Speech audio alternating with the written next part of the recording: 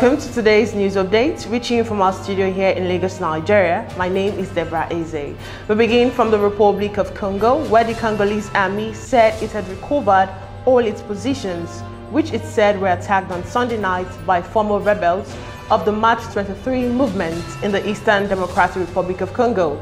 The military had earlier accused members of the M23 rebellion group of attacking a base in eastern Congo's Ruchuru area, and fighting was underway. The M23 group, however, denied that they are behind attacks or fighting with the military or government in a statement Monday. The fighting has forced a heavy influx of people fleeing to Uganda, according to the Ugandan Red Cross.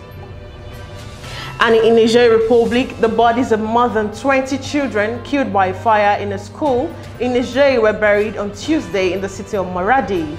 The 20 children were buried after a ceremony at a mosque attended by relatives and authorities. 3 classrooms made of straw were consumed by fire at a preschool and primary school called AFN in Maradi on Monday.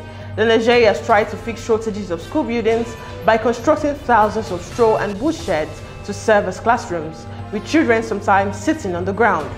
President Mohamed Bazoum recently promised to replace the wooden structures as 3 days of mourning have been declared in the Maradi region.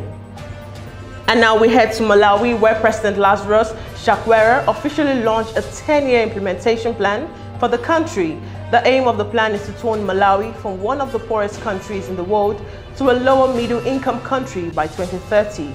The president believes this is only possible by changing people's attitude. The plan includes different pillars such as agriculture and farming. One of the aims is to digitize farming in order to make it more productive and efficient. And we move to Nigeria, where former governor of Central Bank of Nigeria and candidate of the All Progressives Grand Alliance, Professor Soludo, has been declared winner of the Anambra governorship election by the Independent National Electoral Commission.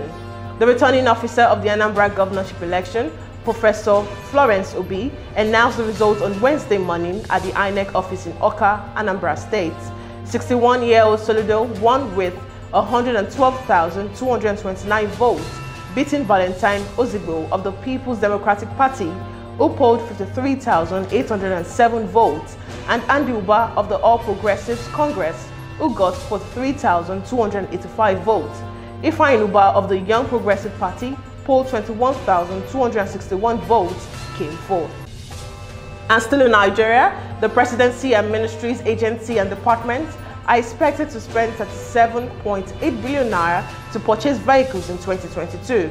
No fewer than 35 government-owned enterprises are expected to spend 19.8 billion naira on vehicle purchases, while the Presidency, Ministry and other statutory agencies earmarked 18 billion naira in 2022. The Presidency is expected to spend 1.8 billion naira on the vehicles next year, as the State House earmarked 1.6 billion naira for purchase, while the Office of the Chief Security Officer will splash 184 million naira on vehicles. Besides the 37.8 billion naira estimate, 180 million naira will be spent on buying tires, while 165 million naira will be spent on maintenance and 67 million naira on fuel. And we move to the foreign scene, where the United Nations Climate Agency on Wednesday published a full draft of the political decision countries will issue at the end of the COP26 summit. Negotiators from nearly 200 countries will work from the draft to strike a final deal before the summit ends on Friday. Now, the COP cover decision is being closely watched for what it might commit countries to do to bridge the gap between their current climate targets and the more ambitious action scientists say is needed to avert disastrous level of warming. And moving on, the United Nations has paid nearly $8 million in salaries to some 23,500 health workers across Afghanistan over the past month, bypassing the Taliban-run health ministry in a test case to inject much-needed liquidity into a dire Afghan economy.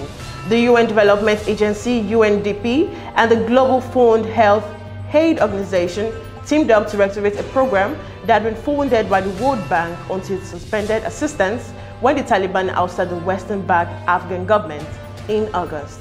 And still on the foreign scene, the South Korea encouraged its citizens to take COVID-19 booster shots on Wednesday, as more of the elderly fell ill and reported vaccine breakthrough infections, driving serious and critical cases to a record.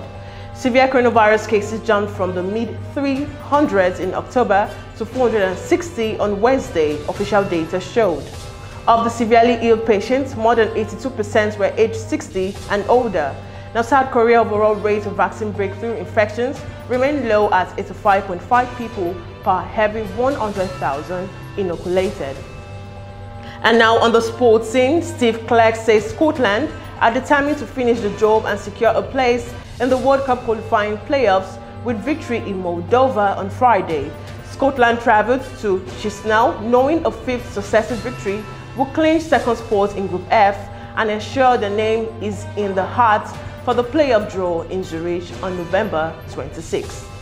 And finally, the FIFA Football Awards ceremony will be staged on January 17th next year. It will be screened from FIFA headquarters in Zurich as a virtual event, in line with ongoing public health measures. The prizes for the best men and women player, coaches, and goalkeepers are voted for by the captains and coaches of all national teams around the world, as well as an online ballot of fans and a select number of journalists. Voting will run from November 22nd to December 10th. And now the separate Ballon d'Or award ceremony will be staged in Paris on November 29th. And that's all we can take on News Update today. Don't forget to stay connected and updated to our news and programs. Do follow all our social media platforms on Joint Team, Pangram, Facebook, Instagram, and Twitter, respectively. And also subscribe to our YouTube channel. Once again, I'm Deborah. Bye for now.